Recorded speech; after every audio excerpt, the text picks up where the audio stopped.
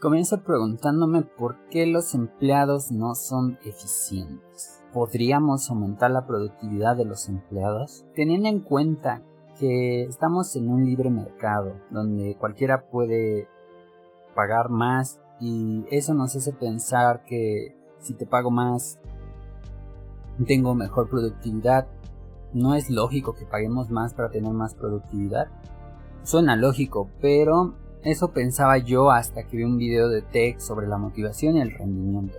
Entonces, aprovechando que estaba en la escuela, viendo el tema de motivación interna de los alumnos, cómo esta es más compleja de lo que pensamos, estaba viendo que los factores económicos muchas veces no son lo suficientemente fuertes como para tener a los alumnos motivados. Si a alguien no le gusta la escuela, no le encuentra propósito, no se siente a gusto o en su trabajo el ambiente laboral es malo o simplemente no conoce lo que él mismo quiere, llegamos a un momento donde existe la improductividad, ¿sí? O sea, donde realmente las personas hacen su trabajo porque lo necesitan o porque cayeron en él. Eso pasa en todas las empresas donde la gente no tiene motivación para hacer las cosas. Muchas veces son aburridos, poco claros, las reglas y los sueldos son estándares y los problemas se empiezan a complicar porque el jefe no ha creado un sistema en el cual sea eficiente resolver problemas, sino puede haber muchas reglas de por medio, intermediarios, puede haber reglas ineficientes, puede haber poco estímulo y nosotros pensamos con esa palabra de estímulos como bonos o darles más dinero, ¿no? Para resolver problemas más complicados.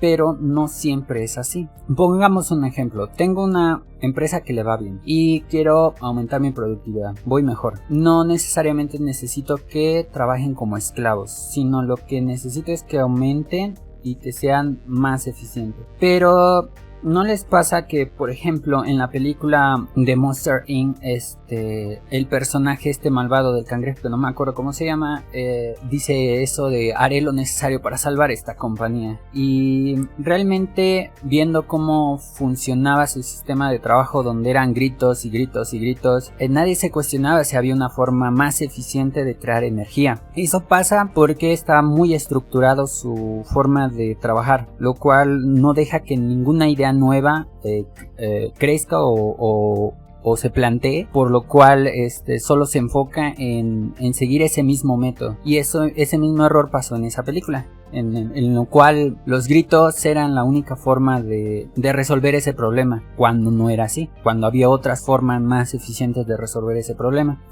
Esto fue estudiado por Karl Duncker. Karl Duncker es un psicólogo alemán, nacido a principios del siglo pasado. Fue un hombre muy destacado en psicología y fijó el concepto de firmeza funcional. ¿Y qué es esto de fijeza funcional? Es un sesgo cognitivo que limita que seamos capaces de utilizar un objeto para otra función que no fue pensada tradicionalmente. Estamos hablando de una manera creativa de resolver un problema a través de un objeto o una idea diferente a la que fue concebida. Karl Duncker también hizo un experimento muy interesante sobre el problema de la vela. Bueno, lo llamó así, el problema de la vela. Fue creado en 1945. En este experimento se puso a un grupo en un cuarto, en una mesa, se les puso velas, tachuelas, algunos fósforos y su trabajo era hacer que esta vela tenía que ser pegada en la pared y que la cera no cayera en la mesa. Parece sencillo, ¿no? Mucha gente quemó la parte de la vela para intentar pegarla a la pared, o sea, quemó la mitad de la vela para intentar pegarla. No les funcionó. Muchos intentaron hacer un extraño método donde trataban de con las tachuelas pegar la vela a la pared. Igual no funcionó. Y al cabo más o menos de 10 minutos la respuesta era utilizar la caja de las tachuelas para clavarla a la pared y la vela estuviera parada sobre la caja de de las tachuelas. Lo interesante de este experimento es que las personas no eran capaces de ver la caja como un objeto el cual podrían utilizarlo para resolver el problema. Y es muy interesante ver cómo anulamos un objeto y en este tipo de problemas se necesita más creatividad de lo normal. Bueno, este experimento fue uno de muchos. El científico Sam Grunsberg replicó este problema, pero añadiendo el factor del incentivo económico. Lo dividió por dos grupos.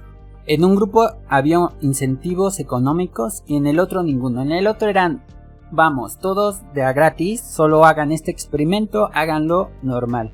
Obviamente el experimento de Karl Duncker tenía dos variantes, digamos el experimento fácil y el experimento difícil. Primero se experimentó con el difícil. El difícil es donde no te dan el incentivo de la caja, de donde están las tachuelas. O sea, no te quitan las tachuelas de la caja, sino ponen las tachuelas adentro de la caja y así la gente tiene dificultades para entender que la caja se puede utilizar también. Bueno, en este experimento se les dijo que si eran el top, a los que tenían incentivo económico, se les dijo que si eran el top 25% más rápido, les darían $5. Y si eran el top 5%, les darían $20. O sea, hay un estimulante económico. Aquí, así que se puso a rodar el experimento. Midió el tiempo y los resultados fueron muy interesantes, ya que el grupo que fue estimulado económicamente fue peor que el grupo que no fue estimulado. Esto quiere decir que los incentivos económicos pueden entorpecer la productividad en problemas que tienen un requerimiento mental más elevado o que requieren de alguna destreza o requieren un procesamiento mental más imaginativo o más amplio para poder resolverse. La segunda variable del problema de Karl Duncker, el problema era mucho más fácil, donde la caja de las tachuelas estaba vacía, por lo cual se podía contar como un objeto extra, no era un objeto, digamos, invisible. Entonces se volvió a hacer el mismo problema, en el cual obviamente para este problema sí el estímulo económico favoreció la productividad, lo hicieron mucho más eficiente, mucho más rápido. ¿Qué nos quiere decir esto? Nos quiere decir que para los problemas con poco nivel de intelectualidad o un poco nivel de imaginación o de complicadez, es mejor los estímulos económicos, pero para problemas con mayor dificultad los incentivos económicos entorpecen o nos sesgan o nos nublan la capacidad de poder resolver un problema de diferentes maneras. Esto es explicado gracias a que cuando una persona se siente presionada o se siente motivada por un factor económico, está esforzando todo su poder mental, por decirlo así, en un solo objetivo, el cual es resolver ese problema, pero es incapaz. Ese enfoque excesivo a un punto hace que sea incapaz de poder ver factores externos que puedan favorecer resolver ese problema. Y por lo contrario, problemas fáciles son hechos de mejor manera cuando son estimulados por factores económicos. El factor de la motivación es muy importante. Muchas personas, al sentir que el problema no tiene solución o está mal, se desmotivan. Eso es muy normal. O sea, supongamos que tienes un problema matemático en el cual lo tratas de resolver, pero te sale que está mal y a lo mejor el problema a priori está mal, pero si tú estás presionado por un factor económico, te podrías sesgar y decir algo yo hice mal, cuando en realidad el problema a priori estuvo mal. Eso pasa muchas veces, por lo tanto es complicado. Bueno, estos problemas no se quedan aquí. Daniel Ariely, uno de los más grandes economistas del mundo, y con sus compañeros o colegas hicieron un estudio a los estudiantes del MIT. Les arrojó un juego en que involucraban todas las características, no solo creativas, sino de destreza motora, concentración, no nada más fáciles, sino era una combinación de todo. lo dividió en recompensa baja, media y alta. Obviamente entre más alta sea el problema, o sea, entre más dificultad tengas, más te pagaban. Lo interesante de este experimento es que en los resultados, los que fueron estimulados de mayor manera y agarraron el problema de mayor dificultad no lo hicieron mejor que los que tuvieron un problema recompensa media o baja. Entonces se les hizo extraño este resultado en el cual el factor económico no mejoraba la productividad, sino al contrario, parecía que los entorpecía o había algo que hacía que los resultados fueran peores entre más estímulos se les daba. Entonces dijeron estos tíos, estamos en Estados Unidos, a lo mejor esta economía no se siente tan estimulada, vámonos a una zona pobre de India, repliquemos el experimento y mantengamos los mismos precios, digamos, de cada recompensa, y como allá tienen menor poder económico, seguramente se van a esforzar más por el hecho de que es mucho más dinero el que se paga. Entonces lo que pasó es que las personas que eligieron la dificultad media no lo hicieron mejor que las personas que tuvieron un nivel bajo de recompensa. Eso significa que digamos que la dificultad media no lo hizo mejor, o sea, quien eligió un problema medio no lo hizo bien. No lo hizo totalmente bien. Y las personas que lo hicieron nivel bajo pues lo hicieron relativamente bien. Pero aquí lo que pasó es que la gente que fue a la recompensa al problema de mayor dificultad para obtener mayor recompensa, lo hicieron peor que estos dos grupos. Estos estudios no son estudios sacados de la manga con una empresa X o que quiere ver destruir al mundo, quiere recuperar el comunismo, sino estamos hablando que lo financió la Reserva Federal de los Estados Unidos. Estamos hablando de casi el Banco del Mundo. Eso hace que tenga una relevancia súper importantísima. Hay otro estudio del LSE, London School of Economics, que tuvo 11 premios Nobel de Economía. Estuvo analizando los bonos de desempeño de las compañías y el Dr. Baines y Lance Bush de la London School of Economics dijo: consideramos que los incentivos económicos resultan negativos para el desempeño en general. ¡Boom!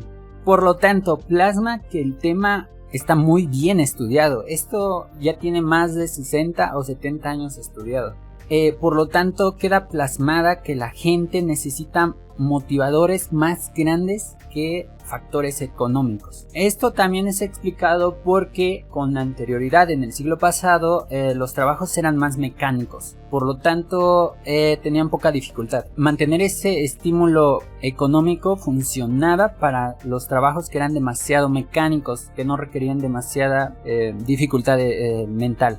Pero estamos en este siglo, lo cual significa que los trabajos requieren ya un procesamiento mental mucho más complejo. Requieres habilidades en muchas áreas que te permitan resolver problemas de mayor dificultad, poco claros y que requieren de mayor creatividad o de formas diferentes de poder resolverlo. Pongamos un ejemplo del video de Tech que vi, donde teníamos a Microsoft con todo el estímulo económico que tú quieras tener. Tenía la pasta para poder hacer en los 90s la dichosa Encarta. Digo, no les faltaba el dinero como para poder continuar el proyecto de tener la enciclopedia más grande del mundo. Lo que pasó años después es que una página X llamada Wikipedia, donde tenían otra filosofía de trabajo, donde lo cual las personas, por el simple hecho o el simple gusto de editar trabajos o poner artículos o transmitir su conocimiento, fue adquiriendo un poder inmenso, lo cual hizo que Encarta muriera y Wikipedia se coronara como la enciclopedia más grande del mundo.